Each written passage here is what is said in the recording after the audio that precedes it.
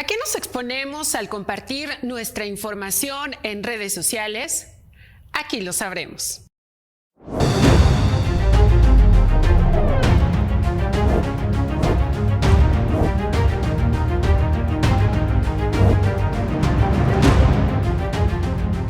Bienvenidas, bienvenidos. Esto es Derecho a Saber, un programa del Instituto Nacional de Transparencia, Acceso a la Información y Protección de Datos Personales, el INAI. ¿Cuántos de ustedes han leído el aviso de privacidad de su red social favorita? Este documento de cualquier formato, muchas veces larguísimo y complicado de entender, tiene la finalidad de informar sobre las condiciones y tratamiento al que serán sometidos nuestros datos personales. Veamos aquí un ejemplo de cómo utilizan las redes sociales.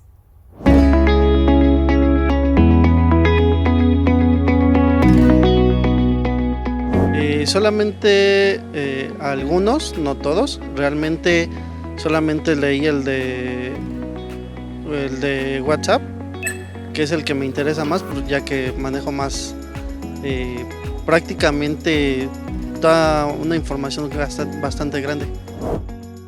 Cuando utilizamos las redes sociales o cualquier plataforma digital, siempre nos sorprende un mensaje que nos invita a leer el uso que le darán a nuestros datos personales a través del aviso de privacidad, que es un documento físico, electrónico o de cualquier otro formato mediante el cual el responsable informa al titular o usuario sobre la existencia y características del tratamiento al que serán sometidos los datos personales.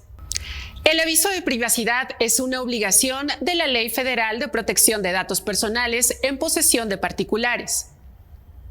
¿Pero qué tan correcto es que las plataformas digitales nos soliciten cierta información? Luis Fernando García, director ejecutivo de la Red en Defensa de los Derechos Digitales, nos explica la importancia de saber diferenciar el uso de estos datos. Bueno, creo que es muy importante, primero que nada, diferenciar entre los datos cuyo tratamiento son necesarios para la prestación del servicio y aquellos datos que no son necesarios para la prestación del servicio. Digamos que podría considerarse legítimo que que te exijan la entrega de ciertos datos cuando esos datos son absolutamente necesarios para prestarte determinado servicio, pero cuando no, ahí es cuando tienen que cumplirse diversos principios. Uno de esos principios es el principio de consentimiento. Sin embargo, este consentimiento, como ya recientemente ha sido también interpretado por la Suprema Corte de México, no puede estar condicionado de manera, injustificada para el acceso o el ejercicio de derechos. Por ejemplo, la Suprema Corte, en un caso en donde se estableció en una ley el condicionante de que para poder usar un teléfono móvil tendríamos todos los usuarios y usuarias que entregar una serie de datos, incluyendo datos biométricos, por ejemplo, y si no, no podríamos usar la telefonía móvil, es decir, condicionar el derecho de acceso a las tecnologías de la información y la comunicación, lo cual es además un derecho constitucional de todas las personas en México, era inconstitucional, era violatorio el derecho a la protección de datos personales. Debemos tener claro que como usuarios tenemos derecho a la protección de nuestros datos, hayamos o no leído los avisos de privacidad, que en la mayoría de los casos suelen ser largos y confusos. Así lo explica el director ejecutivo de la Red en Defensa de los Derechos Digitales. Las personas que están en una posición pues, de a veces desconocimiento, y que no está mal que tengan desconocimiento. De un lado están empresas multimillonarias con despachos de abogados carísimos redactando avisos de privacidad confusos en un lenguaje que no es inteligible para la mayoría de las personas, y del otro lado está un usuario, digamos, individual, sin posibilidad de negociación y la mayoría de las veces, como los estudios demuestran, sin leer los avisos de privacidad. Y ahí yo diría, es incorrecto desde mi punto de vista culpar a las personas de no leer y simplemente darle acepto a los avisos de privacidad, porque no es razonable exigirle a las personas que hagan eso. Estudios revelan que si uno leyera todos los avisos de privacidad y los términos y condiciones a los que les damos acepto, alrededor de la mitad del año de nuestras vidas nos la pasaríamos leyendo avisos de privacidad y términos y condiciones. No es razonable exigirle eso a las personas usuarias. Por eso es que los órganos de protección de datos personales tienen que tener un rol mucho más activo en asegurarse de que las condiciones que las empresas exigen en materia de recolección y tratamiento de datos personales no son abusivas, no son injustificadas y existe un consentimiento, insisto, libre e informado que respete todos los principios que están establecidos en la legislación. Desafortunadamente, la práctica en México y en muchas partes del mundo es pues de o aceptas los términos sean los que sean, y hay algunos empresas que hasta de broma han puesto condiciones y cláusulas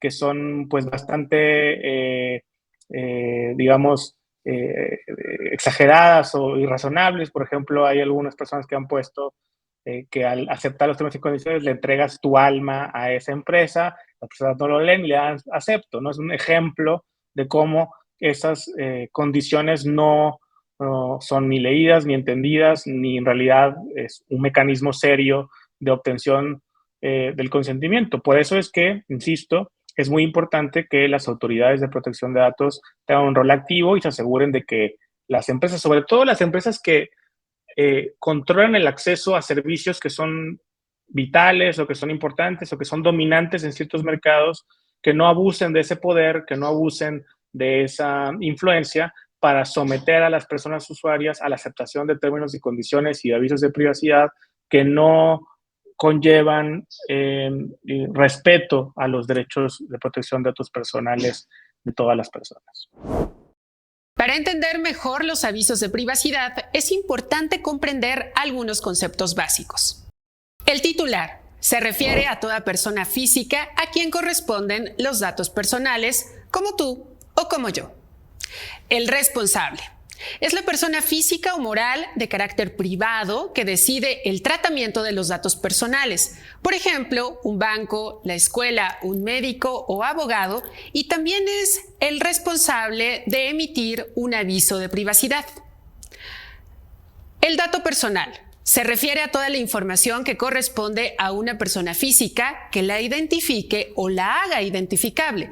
Por ejemplo, nombre, domicilio, escolaridad, número de seguro social, entre otros. Los datos personales sensibles son aquellos datos que afectan lo más íntimo de su titular o cuya utilización indebida puede originar discriminación o riesgos graves, como por ejemplo su origen racial, expediente de salud, creencias religiosas, preferencia sexual, entre otros. El tratamiento significa la obtención, divulgación, almacenamiento y uso de datos personales. Cabe mencionar que el uso también se refiere al acceso, manejo, aprovechamiento o transferencia de los datos personales.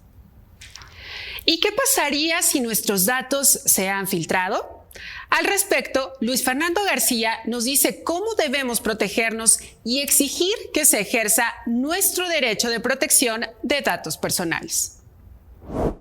Bueno, en los casos de una filtración de datos o de una vulneración de datos, como más formalmente se le llama, existen ciertas obligaciones. Por ejemplo, la ley mexicana obliga a las empresas a notificar a las personas afectadas de la existencia de la vulneración y de qué datos podrían haber sido comprometidos. Sin embargo, la ley dice en casos en que la vulneración sea significativa. Esa interpretación de cuándo una vulneración es significativa y cuándo no es bastante arbitraria y desafortunadamente en la práctica muchas empresas convenientemente interpretan que no tenían la obligación de comunicar porque ellos interpretan que no era significativa y desafortunadamente hemos documentado decenas de casos de vulneraciones de bases de datos muy grandes de bancos, empresas de telecomunicaciones, autoridades también, y desafortunadamente se niega. Lo primero que hacen la mayoría de las empresas es decir, negar que esa vulneración existió o negar que los datos son auténticos. Sin embargo, muchas veces se han documentado. Y desafortunadamente, sabiendo que en México en particular existe bastante irresponsabilidad en el cuidado y las medidas de seguridad implementadas, que constantemente se vulneran las bases de datos, pues es importante tomar ciertas medidas de autoprotección a cierto punto y también de exigencia a las autoridades de protección de datos, en este caso al INAI, que también en muchas ocasiones lo hace, realiza investigaciones y sanciona por esas vulneraciones, pero ciertamente hay muchos obstáculos para inclusive imponer esas mismas sanciones. Twitter es una de las redes sociales más utilizadas, sobre todo por figuras públicas, políticos o personas del medio artístico. Sin embargo, tras la compra de esta empresa por el empresario Elon Musk, han existido muchos cambios, entre ellos recorte de personal, que nos da un ejemplo de cómo se puede vulnerar la seguridad de nuestros datos en redes sociales. Si quieres conocer más sobre los avisos de privacidad, veámoslo en Entorno Digital. Puedes entrar a la página del INAI y dar clic en el ABC de aviso de privacidad, en donde encontrarás respuestas a todas tus dudas respecto a estos documentos y sus distintos formatos.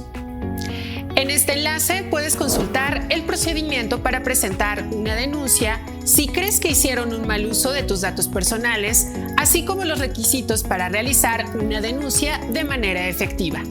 En caso de que seas responsable del tratamiento de datos personales, puedes consultar la guía para elaborar un aviso de privacidad elaborada por la Unidad Técnica de Transparencia y Protección de Datos Personales del Instituto Nacional Electoral. Al descargar una aplicación de entretenimiento como una red social o incluso una aplicación bancaria o de transporte privado, es fundamental revisar que cuenten con un aviso de privacidad.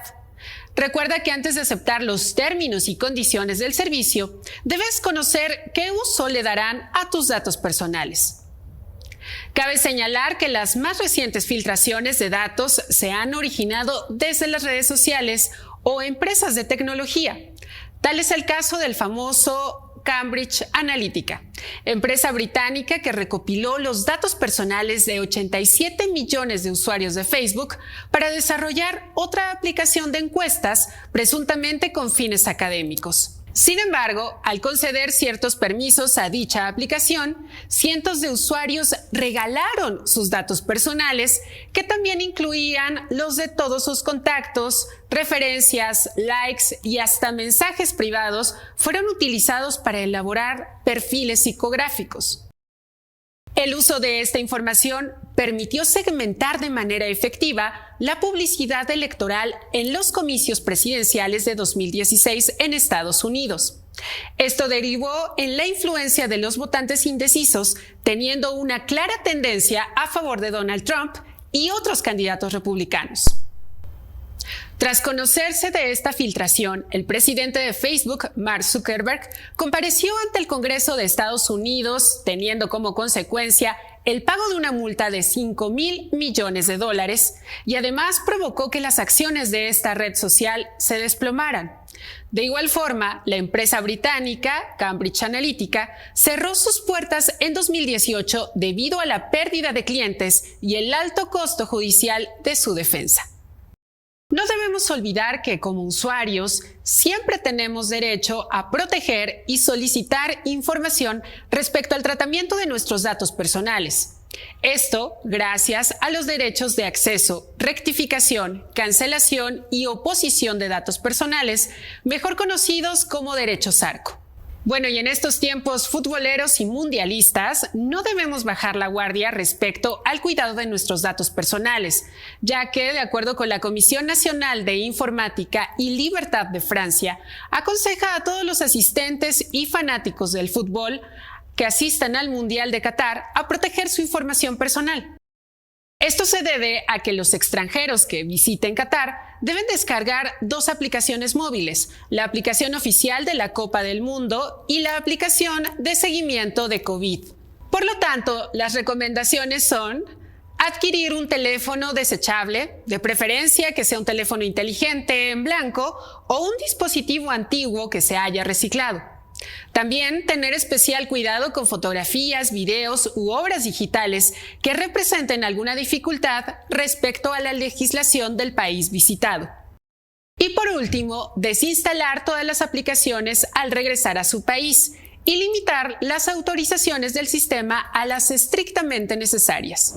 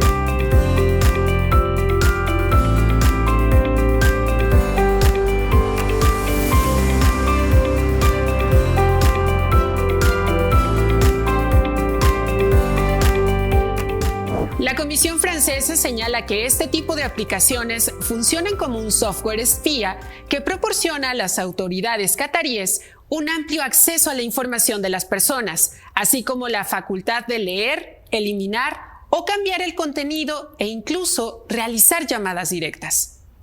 Si esta información te ha causado paranoia, descuida, ya que afortunadamente desde la configuración de tu teléfono puedes bloquear el acceso de tu información a ciertas aplicaciones.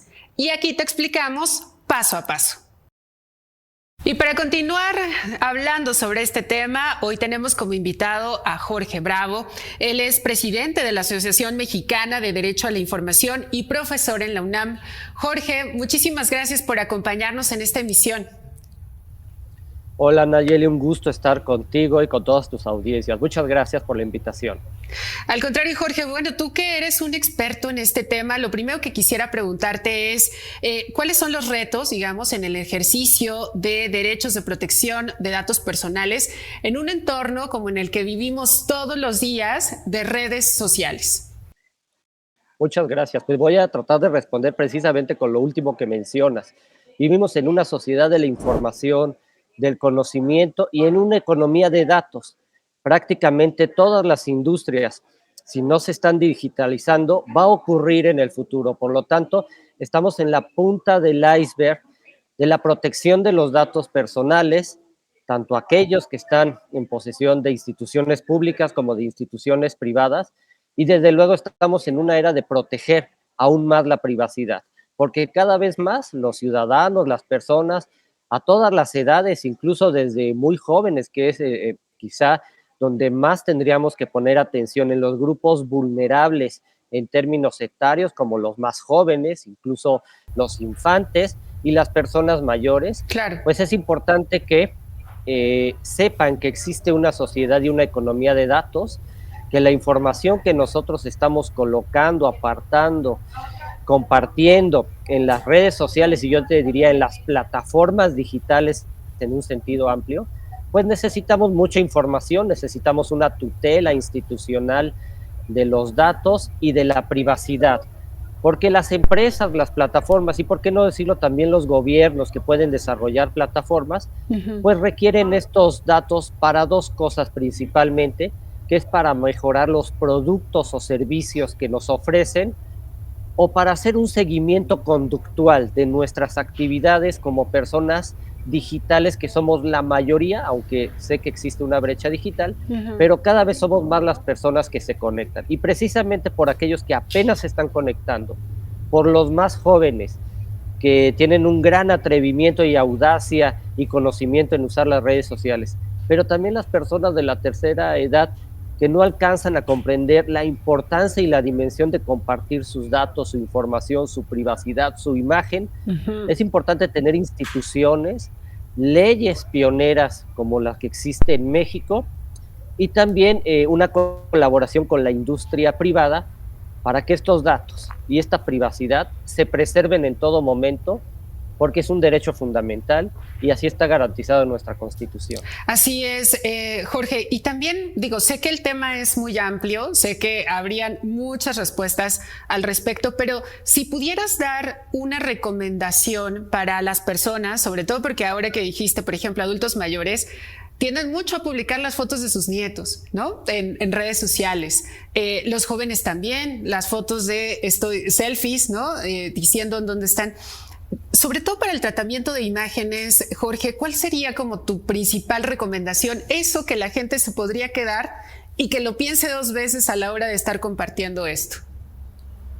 Pues como vivimos en una sociedad de datos y los datos es todo, es audio, es imagen, es todo lo que compartimos, todas estas personas, los jóvenes, las personas adultas mayores, pero cualquiera debe saber que todo lo que se sube a internet es susceptible de ser compartido, a veces con fines positivos e incluso útiles para todos nosotros, pero a veces con fines que pueden poner en riesgo nuestra privacidad, nuestros datos, nuestro patrimonio, nuestra imagen, nuestra identidad digital.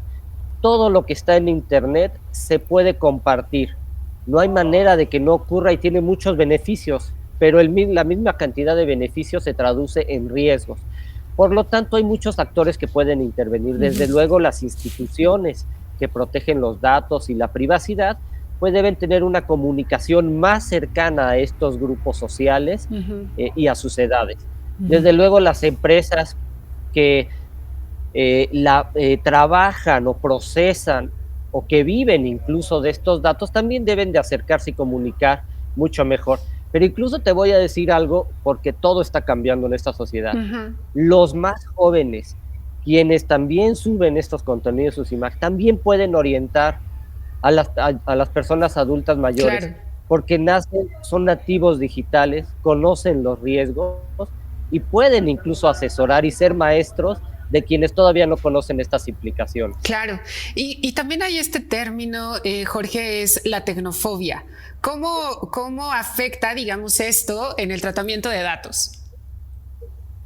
Bueno, precisamente algo que a veces nos produce la tecnología a todos, pero no solo la tecnología, sino lo nuevo y la innovación, es una palabra que se llama miedo. Le tenemos miedo al cambio, a lo novedoso, a la innovación y a la tecnología de por sí. Desde luego, eso es algo que hay que ir trabajando porque la innovación y los avances siempre están adelante, pues, de la regulación, de las leyes y de la reacción que podemos tener nosotros como seres humanos. Pero al final, la tecnología llega para quedarse. Es útil, tiene desafíos, y hay que evitar en lo posible esta tecnofobia. Y la tecnofobia es precisamente temer a lo que pueda pasarnos en el mundo virtual o en el universo digital. Por ejemplo, el miedo a hacer una primera transacción electrónica, el miedo a hacer la primera compra en Internet. Estoy seguro que todo el mundo la tuvimos. Por eso algo muy importante en Internet se llama confianza. Lo único que puede combatir de frente a esta tecnofobia es la confianza digital, la confianza en Internet, la confianza en las plataformas, la confianza en las instituciones que tutelan estos derechos fundamentales, de tal manera que todos ellos deben construir confianza, porque va a ser la única manera de aminorar estos miedos, estas fobias a que nuestros datos, nuestras imágenes, nuestro patrimonio digital, el dinero electrónico que manejamos, no llegue a malas manos. Perfecto. Pues Jorge, ¿alguna otra cosa que te parezca relevante que pueda saber nuestras audiencias? Con mucho gusto, y si me lo permites, yo diría que las empresas tienen que trabajar mucho en sus avisos de privacidad, hacerlos lo más comunicables, lo más entendibles posibles, y siempre solicitarnos nuestro consentimiento para compartir nuestros datos. Las empresas pueden ser dueñas de los datos si invierten en una infraestructura, pero los datos al principio y al final siempre son del usuario, de la persona, del ciudadano, y tenemos derechos. Claro, eso es lo que se nos tiene que grabar cada vez que vamos a entrar a una plataforma o que vamos a firmar algo, ¿no? Así es, Nayeli, y esperamos que todas las personas, todos los actores, porque todo se va a digitalizar, todo va a ser en Internet, todos tenemos que colaborar y propiciar que sea un mejor mundo digital al mundo material que tenemos actual. Jorge, pues muchísimas gracias por habernos acompañado. De verdad que nos ayuda mucho que nos expliques este tipo de cosas. Al contrario, muchas gracias a ti, Nayeli, por la invitación. Hasta luego. Y para abundar sobre este tema, hoy nos acompaña Mireya Arteaga. Ella es directora general de Prevención y Autorregulación del INAI. Mireya, muchísimas gracias por acompañarnos. Muchas gracias, Nayeli, efectivamente del equipo INAI, y pues desde el ámbito que nos corresponde a nosotros servir, he de decir que este tema que hoy en día están tratando es de la total relevancia para toda la sociedad en México. Sí. Mireya, lo primero que quisiera preguntarte es, ¿cuáles son los aspectos mínimos que debería tener quien está a cargo de nuestros datos personales? Y por supuesto, pues estamos hablando, sobre todo en este programa, de las empresas que manejan redes sociales, que todo el mundo utilizamos, que utilizamos todo el tiempo y que justamente pues entregamos muchísima de nuestra información todos los días. Así es. Primero que nada, yo creo que hay que recordar la importancia de los datos personales para los titulares, en este caso, aquellas y aquellos jóvenes, sobre todo en estos días que hacen uso de las redes sociales. Las empresas que manejan las redes sociales finalmente se tratan de personas físicas o morales que detrás de este entorno digital están manejando grandes bases de datos de aquellos quienes deciden ir y de manera voluntaria entregar cada uno de los datos personales que en este caso solicitan. Esos requisitos mínimos tienen que ver, primero que nada, con la obtención del aviso de privacidad que se debe de tener a la vista de todos aquellos a quienes se les vaya a recabar algún tipo de dato personal. Este aviso de privacidad, como la ley bien lo señala y como ya lo han estado ustedes también mencionando, tiene requisitos mínimos. Dentro de ellos, el principal yo creo que tiene que ver con las finalidades para las cuales estos datos se están recabando. Okay. Recordemos que no es lo mismo que una red social deba tener un dato personal que a lo mejor permita el uso de alguna imagen que algún usuario suba a la red social, a que esa misma imagen pueda ser comerciada o pueda ser transferida a cualquier otro responsable o a cualquier otra empresa o a cualquier otra red social, ¿no? Entonces, por ello de ahí, yo considero que de las principales características que deben cuidar quienes tienen datos personales a su cargo son precisamente las finalidades para las cuales los datos personales se recaban. Máxime que en este tipo de casos estamos hablando de que hay datos personales sensibles que pueden vulnerar el ámbito de privacidad de la persona que en algún momento accede a esa red social. Claro. Y, por ejemplo, Mireya, ¿qué pasaría si hay alguien que sí lee el aviso de privacidad y hay algún aspecto en el que no está de acuerdo? Simplemente dice no acepto, pero puede seguir utilizando la plataforma o ¿qué es lo que se puede hacer en ese caso? Efectivamente, el hecho de cumplir con el principio de información a través de la materialización, que es el aviso de privacidad, lo que pretende y busca que nosotros en nuestro ámbito de voluntad podamos decidir si queremos o no acceder a las condiciones que nos está presentando, en este caso, la red social. Muchas veces cuando nosotros decimos no lo acepto, pues bueno, vemos que aún y con ello nos dan acceso a la red social, en otras ocasiones no, pero ahí queda inmersa la voluntad de la persona también para poder acceder o no a las condiciones que se nos presenten. Aquí de lo que se trata es de que se atienda por parte del responsable al principio de información y que el titular de los datos personales o la persona titular tenga esa visibilidad y esté informado para que a través de su principio de autodeterminación decida sí o no, estoy dispuesto a entregar mis datos personales aún y con todo lo que me están presentando o la finalidad para la que se van a utilizar. Claro. ¿Qué significa la autorregulación en materia de protección de datos personales, Mireya? Justamente el área en la que te especializas aquí en el INAI. Sí. El tema de la autorregulación va encaminada precisamente a que estas empresas o los particulares que manejan bases de datos o datos personales vayan más allá de lo que la ley les pide para el cumplimiento de la normatividad. Por ejemplo, alguna empresa que pueda decir yo estoy cumpliendo regularmente, estoy cumpliendo con todo lo que la ley federal en materia de protección de datos me señala, pero yo quiero ir más allá y entonces voy a emprender mecanismos que a nivel internacional están establecidos para tener un mejor manejo, de los datos personales tratados, y en este caso se le llama que estos entes privados se autorregulan para poder decidir que haya una mayor seguridad en el tratamiento de los datos personales. Uh-huh. ¿Y esto ocurre, Mireya? Sí. O sea, si hay empresas, ¿nos podrías dar algunos ejemplos o un ejemplo, por favor? Definitivamente sí, existen empresas que acuden al Instituto Nacional a través de la Dirección General de Autorregulación, en donde ellos piden ser registrados en esta plataforma que el instituto tiene para registrar a aquellas personas físicas y morales que deciden autorregularse.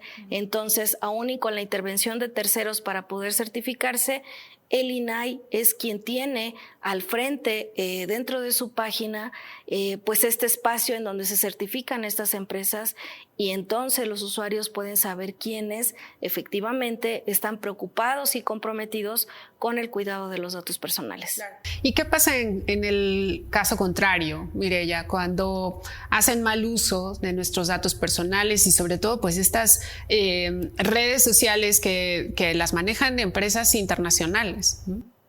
Sí, bueno, ¿qué es lo que sucede? Yo creo que hemos tenido o visto ejemplos a nivel global de lo que sucede, por ejemplo, cuando alguna persona siente que se ha vulnerado su imagen, a lo mejor a través de un buscador o específicamente a través de alguna de estas empresas que manejan redes sociales, lo que hacen es acudir a los mecanismos de defensa para la protección de los datos personales. En este caso, el INAI es en donde los titulares de los datos personales pueden acudir también cuando existe alguna vulneración a los datos que han sido entregados en algún momento. Hay dos mecanismos, el primero de ellos que es el recurso de revisión, que se puede desahogar aquí en el instituto.